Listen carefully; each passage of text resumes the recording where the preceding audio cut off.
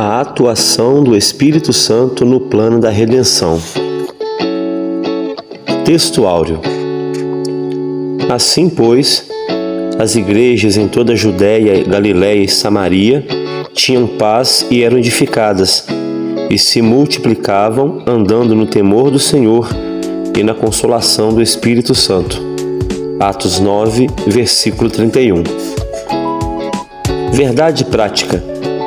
A atuação do Espírito é contínua e dinâmica na igreja, na vida dos irmãos, e isso os conduz desde a conversão até o final da jornada cristã.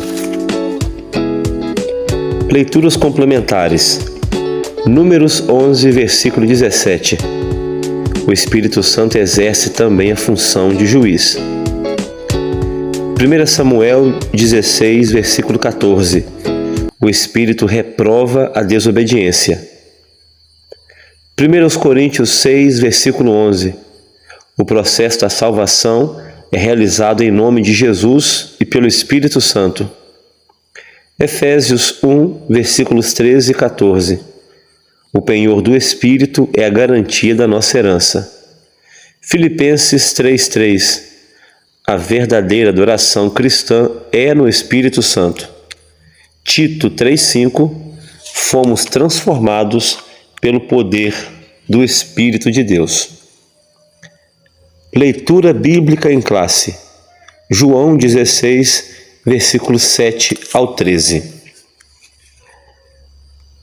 Todavia digo-vos a verdade, que vos convém que eu vá, porque se eu não for, o Consolador não virá a vós, mas se eu for, enviar-vos-ei. E quando ele vier, convencerá o mundo do pecado e da justiça e do juízo. Do pecado, porque não crê em mim. Da justiça, porque vou para o meu Pai e não me vereis mais. E do juízo, porque já o príncipe deste mundo está julgado. Ainda tenho muito que vos dizer, mas vós não podeis suportar agora. Mas quando vier aquele Espírito da verdade, ele vos guiará em toda a verdade, porque não falará de si mesmo, mas dirá tudo o que tiver ouvido e vos anunciará o que há de vir. Objetivo geral: ensinar que o Espírito Santo atua no plano da redenção.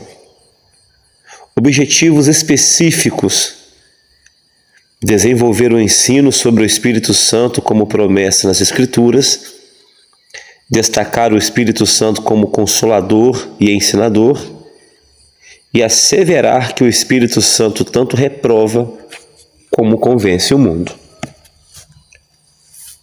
Introdução. Na aula da semana passada, nós estávamos diante de um assunto glorioso: a atuação do Espírito Santo no plano divino de redenção. E esse mesmo tema iremos dar continuidade hoje. A cada época da história, a Igreja é tentada deixar a dependência do Espírito Santo para experimentar métodos secularizados que não glorificam a Deus. Esse fenômeno ocorreu no período antigo, no médio, no moderno e ocorre no contemporâneo. Um dos objetivos da escola dominical, dentre muitos outros, é conscientizar os alunos de que não se pode substituir a mais antiga e atual forma de convencer o homem sem Deus do seu real estado, que é a dependência na ação do Espírito Santo para agir no coração do pecador. Além dele atuar para convencê-lo, o Espírito capacita o emissor da mensagem, dando-lhe poder e manifestando sinais sobrenaturais para confirmá-la. É maravilhoso viver na dependência do Santo Espírito. Jesus disse que não nos deixaria órfãos quando se referiu ao Consolador que está nos irmãos em Cristo. Vivemos essa experiência do Espírito no dia a dia. Capítulo 1. O Espírito Santo como promessa. A salvação da humanidade foi um projeto do Deus Trino e Uno, planejado antes da fundação do mundo. Cada pessoa da Trindade exerce função específica no plano da salvação e o Espírito é parte dessa história salvífica juntamente com o Pai e com o Filho. A promessa existe porque existe um plano e não é um plano qualquer. Isso envolve as três pessoas da Trindade, o Pai, o Filho e o Espírito Santo. Deus anunciou diversas vezes e de diversas maneiras pelos profetas a vinda de seu Filho como Salvador ao mundo. Isso significa a participação do Espírito Santo, de modo que a promessa messiânica é acompanhada da promessa do Espírito, confirmada no Novo Testamento. A salvação e a plenitude do Espírito são anunciadas de antemão no Antigo Testamento para todo o povo. Há uma diferença da atuação do Espírito Santo antes e depois do Pentecostes. As múltiplas manifestações do Espírito são conhecidas desde o Antigo Testamento, e uma delas era a capacitação de pessoas para obras específicas, como a de profeta ou de liderança. Essas habilitações eram espirituais, profecias, revelações, milagres, e também aptidões individuais, artísticas e habilidades para liderança militar e política. A vinda do Consolador estava associada à volta de Jesus ao céu. Convém que eu vá, porque se eu não for, o Consolador não virá a vós. Versículo 7.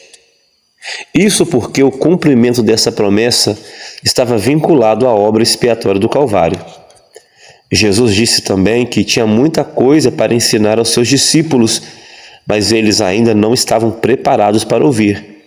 Não poderiam suportar a mensagem sem a ação do Espírito. Jesus precisava voltar ao Pai para possibilitar a vinda do Consolador. No capítulo 1, nós aprendemos que a participação do Espírito Santo como promessa é vista na promessa messiânica, na antiga aliança e na pessoa de Jesus Cristo. Subsídio pedagógico. Uma das mais belas definições acerca da palavra promessa é esperança que se fundamenta em algo concreto e aparente. A promessa do Espírito Santo foi concretizada nas Escrituras e ao longo da história da Igreja. Ainda hoje, milhares de pessoas experimentam dia após dia a doce presença do Santo Espírito. Há razões de sobra para que o crente em Jesus deposite a sua inteira confiança na promessa do Espírito Santo. Por isso, ao final da exposição desse tópico, auxiliado pelas informações acima ou nas que o Espírito Santo lhe impulsionar, faça uma aplicação no sentido de que você deva se conscientizar de que a promessa do Espírito Santo ainda é real e está disponível àquele que crê e àquele que a busca. Talvez haja alguém na igreja que ainda não experimentou o batismo no Espírito Santo. Quem sabe não chegou a hora de Jesus te batizar? Você é o instrumento disponível para conscientizar as pessoas ao seu redor acerca dessa preciosa promessa. Capítulo 2. O Espírito Santo consola e ensina. O Consolador é enviado pelo Pai em nome de Jesus para ensinar os discípulos e fazê-los lembrar de tudo que o Filho ensinou e para testificar dele. Nós vimos na última lição sobre a consubstancialidade do Consolador, o Espírito Santo, com o Filho. O termo grego parácletos vem da preposição pará, ao lado, próximo, e do verbo kaleo, chamar, convocar, de modo que essa palavra significa defensor, advogado, intercessor, auxiliador, ajudador, paráclito. Esse vocábulo só aparece 5 vezes no Novo Testamento.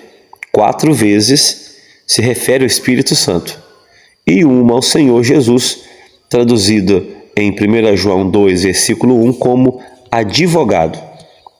A ideia de Paráclitos é de alguém chamado para estar ao lado para ajudar.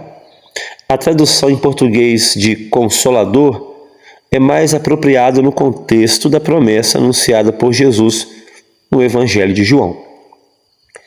O Espírito Santo é alguém como Jesus, da mesma substância, glória, poder e majestade, razão pela qual o Senhor se refere a ele como outro Consolador, alguém com as mesmas prerrogativas do Filho.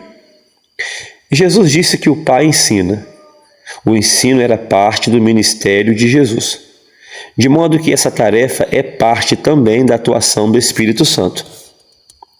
Mas aquele Consolador, o Espírito Santo, que o Pai enviará em meu nome, vos ensinará todas as coisas e vos fará lembrar de tudo quanto vos tenho dito. João 14, versículo 16. O Espírito nos ensina a compreender as Escrituras para a evangelização. A versão revisada de Almeida traduz Paráclitos por ajudador. De fato, o Espírito Santo nos ajuda na vida diária. Ele imprime em nós o caráter de Cristo e nos conduzirá até o final de nossa jornada. Ele nos ajuda em nossa fraqueza. Jesus disse que o ajudador vos fará lembrar de tudo quanto vos tenho dito. João 14, versículo 26, parte B. Ninguém vai se lembrar de algo que não viu, ouviu, leu ou aprendeu antes. Lembrança é algo que vem da memória, que já está nela. Essa ajuda do Espírito não nos desobriga de estudar a Bíblia. É bom ressaltar essa verdade, porque ainda há os que defendem a ideia de que não é preciso estudar e nem se preparar para fazer a obra de Deus. No capítulo 2, nós aprendemos que o Espírito Santo atua como consolador, ensinador e ajudador dos irmãos em Cristo. Subsídio teológico. Uma das verdades ensinadas pelo Espírito Santo é que não podemos recitar uma fórmula mágica do tipo amarro Satanás, amarro minha mente, amarro minha carne. Agora, Espírito Santo, creio que os pensamentos e as palavras que se seguem vêm todos de ti. Não. Não nos é lícito usar encantamento para submeter Deus à nossa vontade. João admoesta a igreja: provai se os Espíritos são de Deus. 1 João 4, versículo 1. Significa que devemos permitir ao Espírito Santo da verdade orientar-nos na tarefa de interpretar a palavra de Deus e atestar pelas Escrituras os nossos pensamentos e os de outras pessoas. Há perigos genuínos neste assunto. Certo autor reivindicou na capa do seu livro predições 100% corretas das coisas do porvir. A tarefa do leitor com a ajuda do Espírito Santo é seguir o exemplo dos irmãos de Bereia, os bereanos, que o próprio Espírito recomenda através das palavras de Lucas. Os bereanos persistiam, examinando cada dia as Escrituras se estas coisas eram assim. Atos 17, versículo 11. Cada irmão em Cristo deve ler, testar e compreender a palavra de Deus, os ensinos a respeito dela. O cristão pode fazer assim confiadamente, na certeza de que o Espírito Santo que habita em cada um de nós irá levar-nos a toda a verdade. Capítulo 3. O Espírito Santo reprova e convence o mundo. Uma vez realizada a obra da redenção, o Espírito veio para convencer o mundo do pecado, da justiça e do juízo. A salvação está à disposição de todos, mas há a necessidade de alguém persuadir a humanidade. Esse alguém é o Espírito Santo. A ideia do verbo convencer é persuadir. Isso é observado em outras passagens do Novo Testamento. É o Espírito Santo que convence ou persuade o mundo do pecado. Jesus disse pecado e não pecados.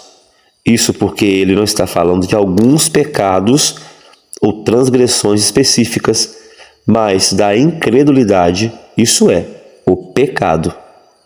Do pecado, porque não crê em mim, disse Jesus. Antes mesmo que alguém cometa alguma coisa, Jesus havia dito que tal pessoa já estava condenada. É o Espírito Santo que torna as pessoas conscientes do seu estado de miséria espiritual e as leva a reconhecerem o Senhor Jesus Cristo como seu Salvador. Tito, capítulo 3, versículo 5. A justiça que o Espírito Santo convence o mundo é a justiça impecável de Cristo. Isso porque Jesus morreu e ressuscitou dentre os mortos e está à destra de Deus intercedendo por nós. Ele voltou para o Pai e o mundo não vê, mas o Consolador continua persuadindo as pessoas da justiça de Cristo. E é por meio do Espírito que todos nós chegamos à convicção de que necessitamos da salvação. O Consolador nos leva a Jesus, o nosso advogado.